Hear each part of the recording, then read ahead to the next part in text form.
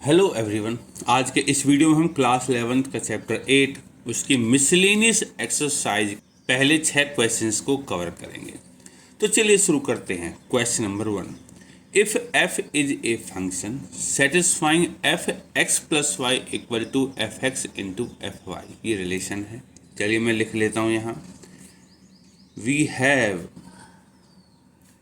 f of x plus y equal to f x into f y for all x y, सबके लिए जो x y natural number से belong करते हैं। X y belongs to natural number such that F one is 3, ये भी है हमारे पास, एफ वन 3 है, and this equal to 120 and sigma x बराबर 1 to n f of x equal to 120।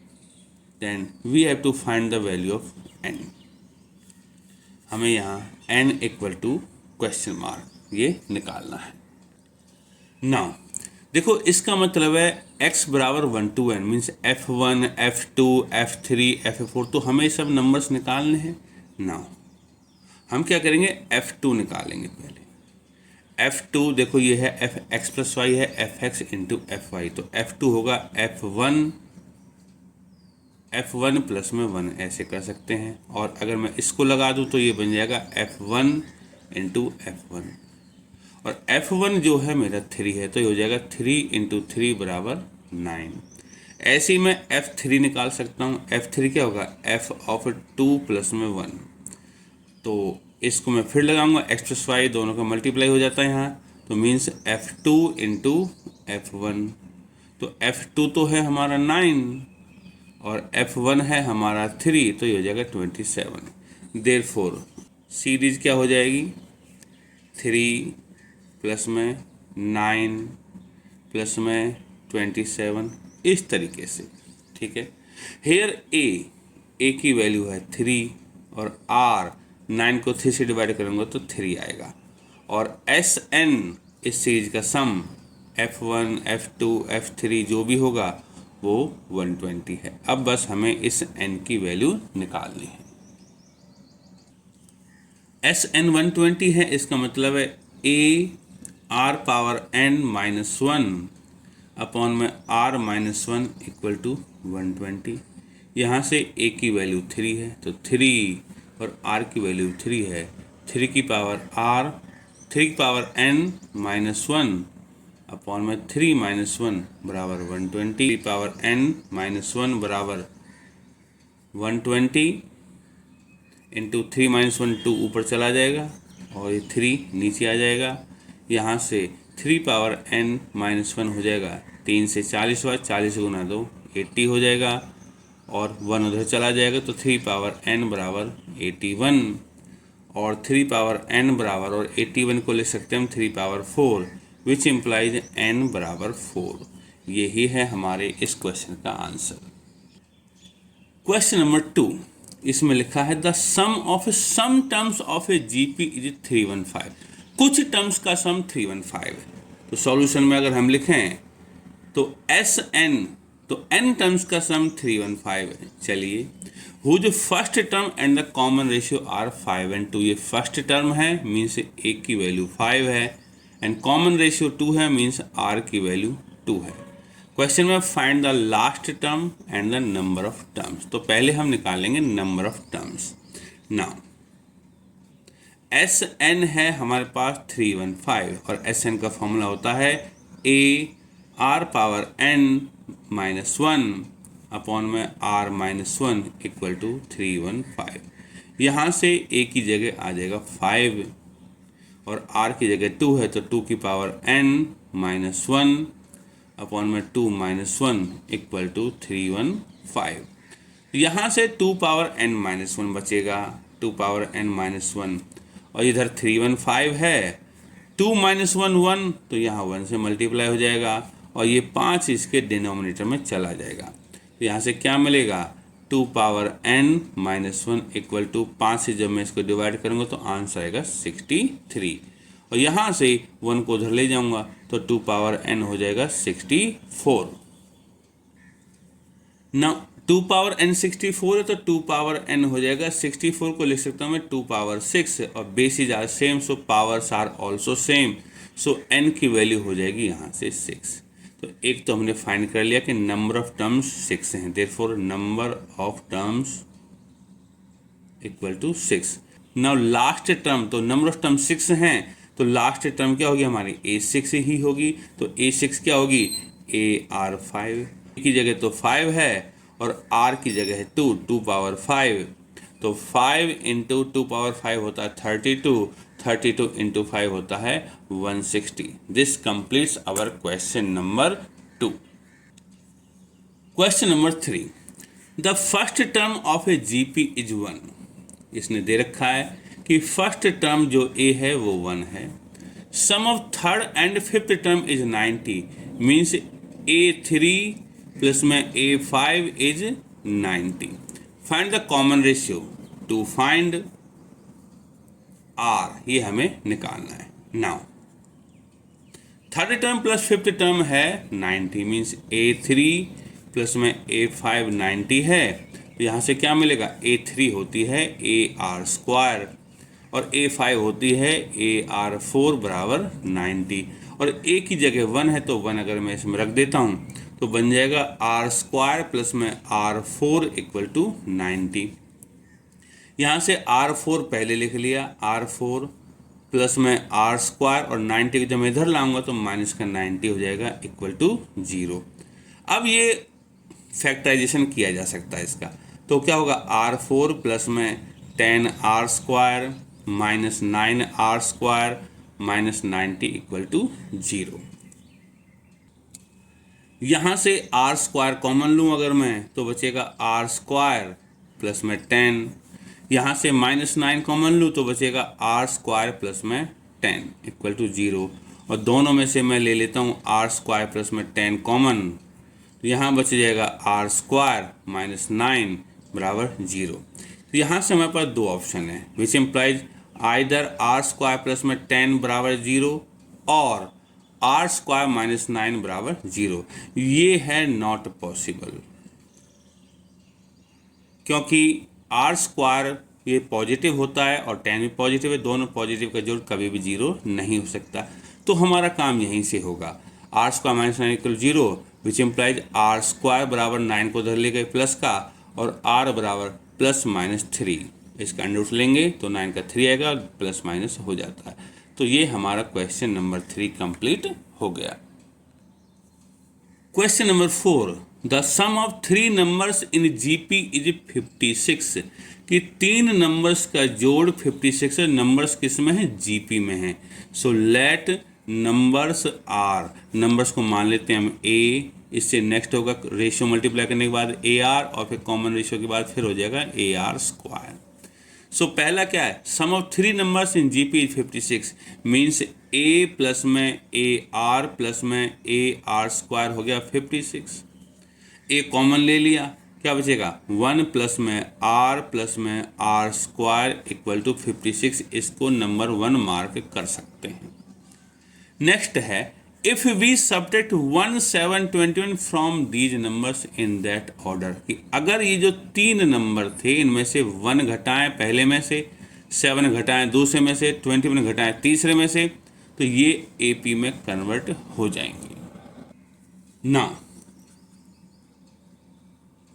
पहले में से 1 घटाओ A-1, दूसरे में से 7 घटाओ AR-7 और तीसरे में से 21 घटाओ AR² माइनस 21। अब ये जो 3 नंबर्स हैं ये AP फॉर्म करते हैं, तो इसका मतलब है बीच वाले का डबल बाकी दो के जोड़ के बराबर होता है। यहाँ से हो जाएगा 2AR minus 14 equal to AR² plus में A माइनस का 22 और AR², 2AR को उधर ले गया तो माइनस का 2AR, A पहले से ही है वहाँ इक्वल टू 22 को इधर ले आया तो 22 प्लस का हो जाएगा 14 माइनस का पहले से ही है तो 8। अब इसमें से a कॉमन ले लेते हैं तो क्या बचेगा, are square minus 2r plus में 1 इक्वल टू 8। इसको कर लेते हैं नंबर 2। नाउ ये थी हमारी नंबर 1 और ये है हमारी नंबर 2। सो 1 डिवाइडेड बाई 2, 1 को 2 से डिवाइड करेंगे तो क्या मिलेगा, a 1 प्लस में r प्लस में r स्क्वायर अपॉन में a r square minus 2r plus में 1 इक्वल टू 56/8। a से a कट गया, 8 से ये कट गया 7 बार, तो इसके अपॉन में 1 है तो 1 की मल्टीप्लाई यहाँ होगी और r स्क्वायर प्लस में r प्लस में 1 इक्वल टू 7 की मल्टीप्लाई यहाँ होगी 7r square minus 14r plus में 7। r स्क्वायर को इस r स्क्वायर को इधर ले गया तो हो जाएगा 6r स्क्वायर, इस r को इधर ले गया तो हो जाएगा माइनस के 15r और इस 1 को इधर ले गया तो हो जाएगा प्लस में 6 बराबर 0 और यहाँ से 3 कॉमन ले सकते हैं तो बचेगा 2r square minus 5r plus में 2 बराबर 0 और बचेगा 2r square minus 5r plus में 2 बराबर 0। तो यहाँ से इसके फैक्टर करते हैं और जब हम इसका by splitting middle term factorisation करेंगे तो ये बनेगा हमारा r माइनस 2 और 2r माइनस 1 इक्वल टू 0। तो यहाँ से r की 2 वैल्यू मिलेंगी, यहाँ से मिलेगी 2 और यहाँ से मिलेगी 1/2। तो we have 2 values of r। So for r बराबर 2, फॉर r बराबर 2 हम a की वैल्यू निकालेंगे। ये देखो इक्वेशन नंबर 2 है, इसमें r की जगह 2 रख देते हैं तो क्या हो जाएगा, a r स्क्वायर है मीन्स 2 का स्क्वायर माइनस 2 इंटू 2 प्लस में 1 बराबर 8 और यहाँ से a क्या मिलेगा हमें, a बराबर 8 अपॉन में देखो 2 का स्क्वायर 4 होता है, 4 माइनस 4 कट गया ये तो बचेगा 1, तो यहाँ से a की वैल्यू मिल जाएगी हमें 8। ठीक है, एंड फॉर r बराबर 1/2, 1/2 के लिए वैल्यू निकाल लेते हैं तो a क्या होगा, r स्क्वायर मीन 1/2 का स्क्वायर माइनस 2 इंटू r की जगह 1/2 प्लस में 1 ये भी 8 होगा, 2 से 2 कटेगा 1 आएगा और इस 1 से 1 कैंसिल हो जाएगा 0 हो जाएगा। तो a क्या मिलेगा, a मिलेगा 8 और नीचे 2 है तो स्क्वायर हो जाएगा 4, ऊपर मल्टीप्लाई हो जाएगा उधर जाके तो आएगा 32। Therefore numbers are, we have 2 set of values. a की वैल्यू पहले है 8, उस वक्त r था हमारा 2 तो कितना हो जाएगा 16 है और 32 और a की वैल्यू यहाँ है 32 और r है इस केस में आधा तो 32 का आधा 16 है और 16 का आधा 8, तो नंबर तो वो ही हैं चाहे r 2 हो या r 1/2 हो। यही हमारा आंसर है। क्वेश्चन नंबर 5, इसमें लिखा है a GP consist of an even number of terms, terms की संख्या इवन है। If the sum of all terms, सारी टर्म्स का सम 5 गुना है the sum of terms occupying odd places. मान लो हमारे पास ऐसे टर्म्स हैं a1, a2, a3, इस तरीके से a2n, 2n इसलिए लिया क्योंकि इवन टर्म्स हैं। तो इन सब टर्म्स का सम और जो पहली तीसरी ऐसे 5वीं आएगी, इन टर्म्स के सम के 5 गुने के बराबर 5 टाइम्स है। तो हम डिफाइन करते हैं S2n लेते हैं, इसका मतलब है सम ऑफ ऑल टर्म्स, और Sn ले लिया sum of terms at odd places. तो इसमें नंबर ऑफ टर्म्स होंगी 2n और इसमें नंबर ऑफ टर्म्स होंगी n, आधी हो जाएंगी। नो अकॉर्डिंग टू क्वेश्चन, ये जो S2n है ये 5 गुना है इसके ऑड प्लेसेस की टर्म्स के सम का Sn। नाउ S2n है a r की पावर 2n माइनस 1 अपॉन में r माइनस 1, 2n पावर इसलिए क्योंकि नंबर ऑफ टर्म्स 2n है इक्वल टू 5 गुना Sn है पहली तीसरी, तो पहली टर्म तो ए ही है तो 5 इंटू ए। लेकिन इस केस में आर कितना होगा, देखो यहाँ से यहाँ जाने में रेशियो होता है आर, यहाँ से यहाँ जाने में रेशियो आर है, लेकिन जब पहली और तीसरी टर्म लेंगे तो आर और आर स्क्वायर बन जाएगा रेशियो, तो आर स्क्वायर की पावर एन हो जाएगी -1, और कॉमन रेशियो इस केस में आर स्क्वायर है तो आर स्क्वायर -1, तो ए से ए कट गया। देखो ये है आर की पावर 2n-1 और ये भी आर की पावर 2n-1, तो ये एक हिस्सा भी कैंसिल हो जाएगा, ये हिस्सा यहाँ मल्टीप्लाई हो जाएगा, तो क्या हो जाएगा आर स्क्वायर -1 इक्वल टू 5, और ये हो जाएगा r -1। तो ये क्या होता है r प्लस में 1 और r -1 equal to 5 times r -1। r -1 से r -1 करके, क्योंकि इस केस में r की वैल्यू 1 नहीं होती, तो क्या बचेगा r + 1 = 5, विच इम्प्लाइज r बराबर 1 उधर घट जाएगा तो 4। ये ही है हमारा क्वेश्चन नंबर 5।